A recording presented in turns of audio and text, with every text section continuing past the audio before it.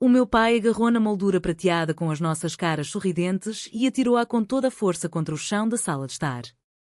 Os vidros estilhaçaram-se em 1000 pedaços, e quando como o meu segredo finalmente exposto depois de tantos anos. Mas quando ele foi levado de urgência para o Hospital de Porto, a pessoa que pegou na caneta e assinou o papel do consentimento para a cirurgia foi ela, a Sofia, a mesma mulher que eu tinha magoado profundamente há uma década por causa dele. A sala cheirava a café acabado de fazer e a raiva antiga. O meu pai, António Silva, com 72 anos, rosto vermelho como os telhados de Braga onde nascera, apontou o dedo trêmulo para os pedaços da foto. Isto é o que sobra da tua vergonha, Ana? Depois de tudo o que te ensinei? A voz dele tremia, mas não de fraqueza, de fúria contida durante anos. Eu fiquei parada, o coração a bater tão alto que parecia querer sair do peito. Sofia apareceu na porta da cozinha, pálida, mas calma, como sempre fora. Tínhamos combinado contar-lhe tudo hoje, devagar, com cuidado. O plano desmoronou-se em 3 segundos. Ele avançou para mim, os passos pesados nos azulejos antigos da casa que fora da minha mãe. Tu prometeste-me, Ana. Prometeste que aquilo era uma fase, que tinhas crescido. E agora trazes esta mulher para debaixo do meu teto? As palavras dele cortavam como vidro. Eu tentei falar, mas a garganta fechou-se. Sofia deu um passo em frente, a voz firme. Senhor António, por favor, vamos sentar-nos e conversar. Ele virou-se para ela com os olhos cheios de desprezo. Tu não tens nada que dizer aqui. Saí da minha casa. Foi nesse momento que ele levou a mão ao peito, o rosto contorceu-se de dor. Caiu de joelhos primeiro, depois de lado, entre os estilhaços. Eu gritei. Sofia já estava ao telefone, voz clara, a explicar a morada ao 112. A ambulância chegou em 12 minutos que pareceram 12 horas. No Hospital de São João, no Porto, o caos continuou. Eu segurava a mão do meu pai enquanto o empurravam para a sala de observação. Ele estava inconsciente, o monitor apitava sem parar. O médico, um homem de meia idade com óculos grossos, explicou rápido, infarto agudo do miocárdio, precisava de cirurgia de bypass urgente. Alguém tem de assinar o consentimento. A família mais próxima? Eu olhei para ele, as lágrimas a turvar-me a vista. Não conseguia pensar. A culpa de há 10 anos voltou como uma onda, afogando-me. Sofia tocou-me no ombro, depois pegou na caneta. A voz dela saiu serena. Eu assino. Sou a companheira legal dela e conheço o histórico médico dele melhor do que ninguém agora. O médico assentiu, sem perguntas. A caneta arranhou o papel. Eu fiquei ali, paralisada, enquanto a sala girava. Os familiares começaram a chegar 1 hora depois. A tia Margarida, com o lenço na mão, olhou para Sofia com espanto. Ela? A mesma Sofia de antigamente? Os sussurros espalharam-se como fumo. Eu sentia os olhares, as perguntas mudas. No corredor frio do hospital, enquanto esperávamos notícias, a minha mente voltou 10 anos atrás, como se o passado tivesse estado à espera deste exato momento para me engolir. Foi em Coimbra, na Faculdade de Letras. Eu tinha 22 anos, cabelo comprido, riso fácil. Sofia Mendes entrou na aula de literatura portuguesa com uma mochila velha e um sorriso que iluminava a sala inteira. Sentou-se ao meu lado por acaso. Gostas de Pessoa? Perguntou baixinho. Começámos a falar e nunca mais paramos. Os meses seguintes foram um segredo doce, passeios pela margem do Mondego ao fim da tarde, beijos roubados na biblioteca antiga, mãos entrelaçadas debaixo da mesa no Café Santa Cruz. Eu sentia-me viva pela primeira vez. Ela dizia-me: Ana, tu mereces ser feliz sem medo. Eu acreditava. Até ao dia em que o meu pai apareceu sem avisar. Encontrou-nos no meu pequeno apartamento perto da universidade. A porta estava entreaberta. Ele viu-nos abraçadas no sofá, o beijo ainda fresco nos lábios. O silêncio que se seguiu foi pior do que qualquer grito. Ana, sai daí agora, ordenou ele, a voz baixa mas cortante como uma lâmina. Sofia tentou falar, mas eu, aterrorizada com a ideia de perder a única família que me restava depois da morte da minha mãe, empurrei-a para longe. Isto não é nada, pai. Foi um erro. Uma fase. As palavras saíram da minha boca como veneno. Vi os olhos de Sofia encherem-se de lágrimas, mas eu continuei para salvar a minha vida tal como a conhecia. Nunca te amei de verdade, Sofia. Foi só curiosidade. Vai embora. Ela saiu sem dizer nada, as costas direitas, mas eu sabia que tinha partido o coração dela ao meio. O meu pai abraçou-me ali mesmo, aliviado. Boa menina. Agora vamos esquecer isto. Voltei para casa no fim do curso, arranjei emprego como professora numa escola secundária em Braga, casei-me com um homem bom chamado João só para calar as bocas da família. Durou 2 anos. Divorciei-me em silêncio, dizendo que não era feliz. Mas a verdade era que nunca tinha deixado de pensar em Sofia. Ela desapareceu da minha vida durante anos. Soube por amigos comuns que se tornara advogada em Lisboa, bem-sucedida, respeitada. Nunca procurei. Até há 6 meses. Um encontro casual numa conferência no Porto. Os olhos dela encontraram os meus do outro lado da sala e tudo voltou. Desta vez não fugi. Recomeçamos devagar, em segredo.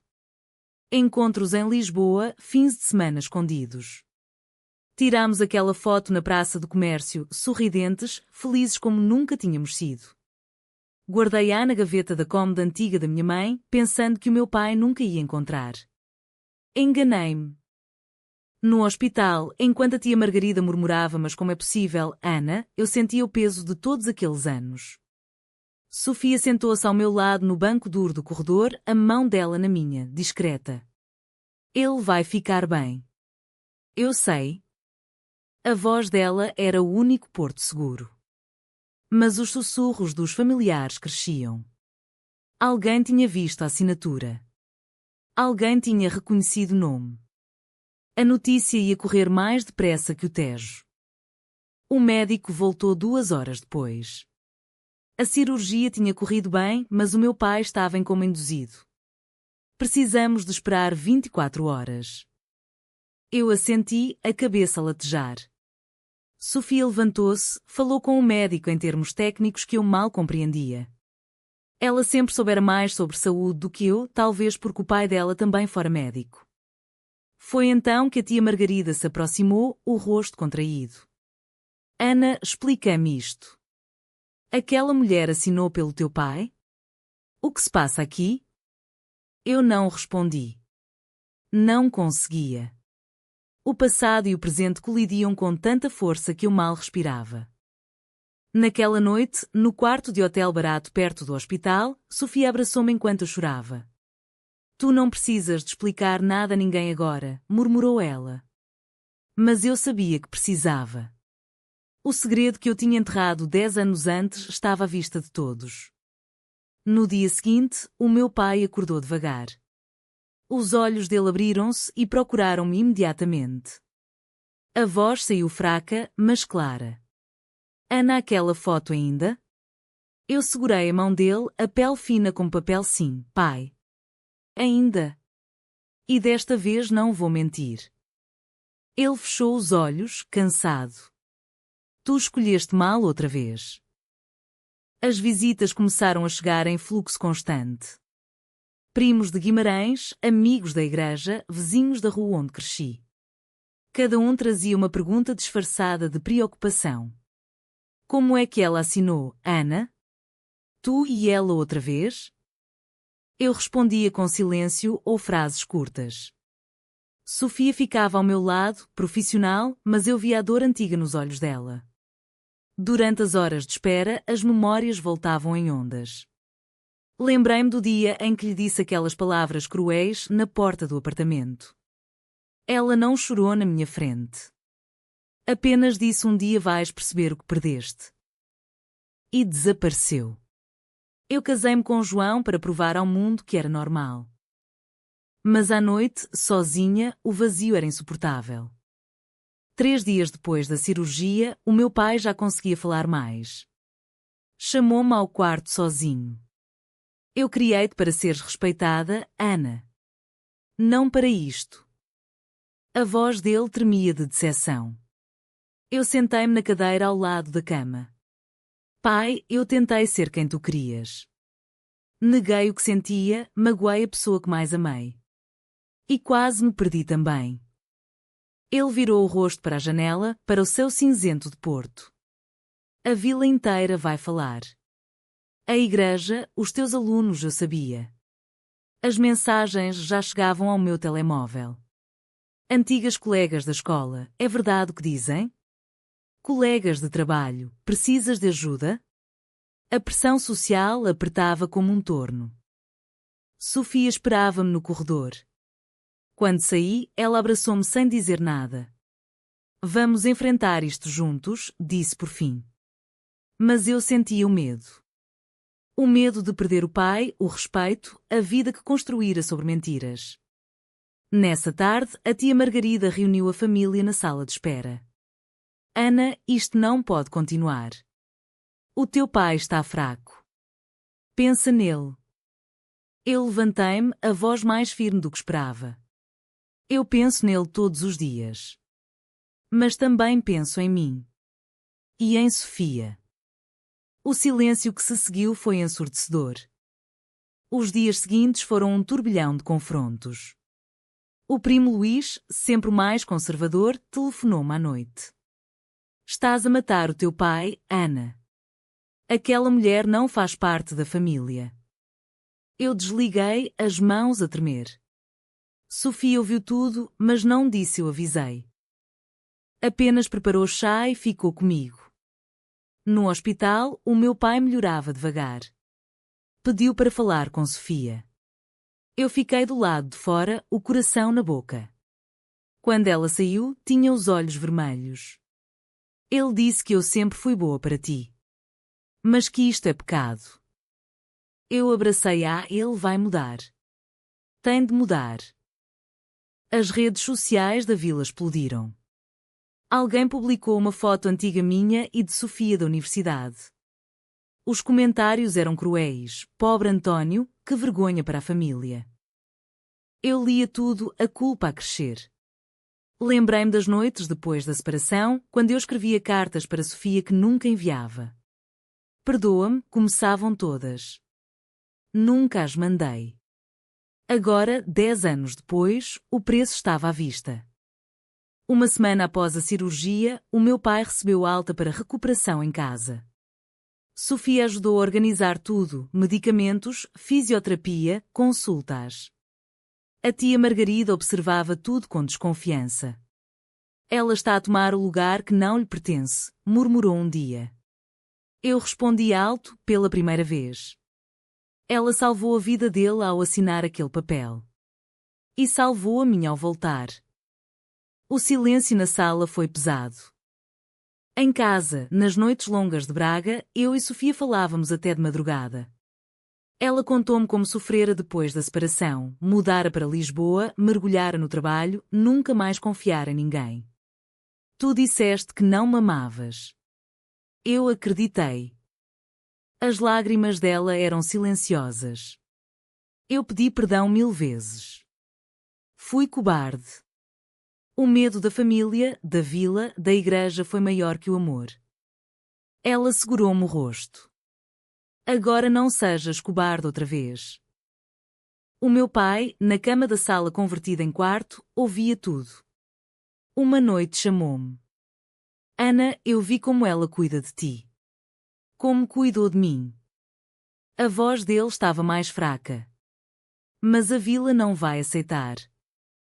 Eu sentei-me ao lado dele, então eu ensino a vila a aceitar, pai. Porque eu não vou negar mais nada. Ele fechou os olhos, mas pela primeira vez não discutiu. A comunidade não facilitou. Na missa de domingo, o padre falou indiretamente sobre famílias tradicionais. Olhares desviavam-se quando eu entrava na mercearia. Os meus alunos mais velhos sussurravam nos corredores da escola. Eu mantinha a cabeça erguida. Sofia mudara-se temporariamente para Braga para ajudar. De manhã levava o meu pai à fisioterapia, à tarde preparava refeições leves. A tia Margarida veio uma vez e viu-nos as três na sala.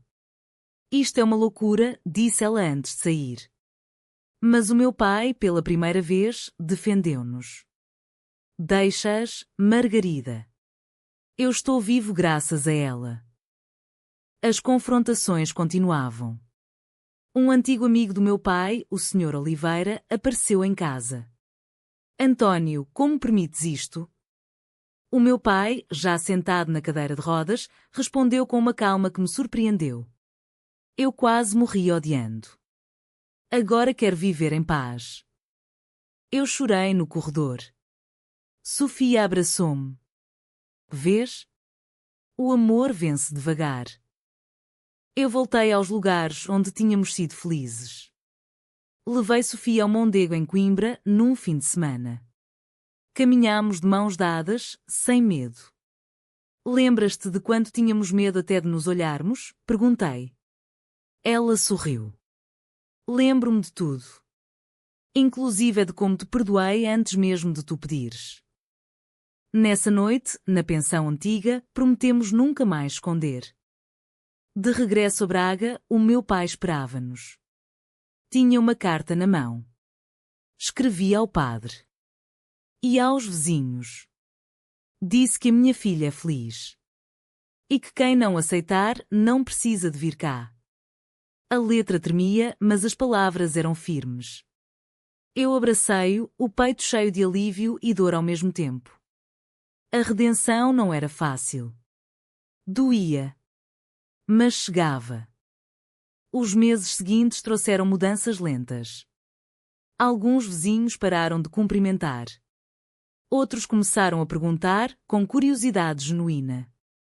A escola onde eu dava aulas organizou uma palestra sobre diversidade e eu falei pela primeira vez em público.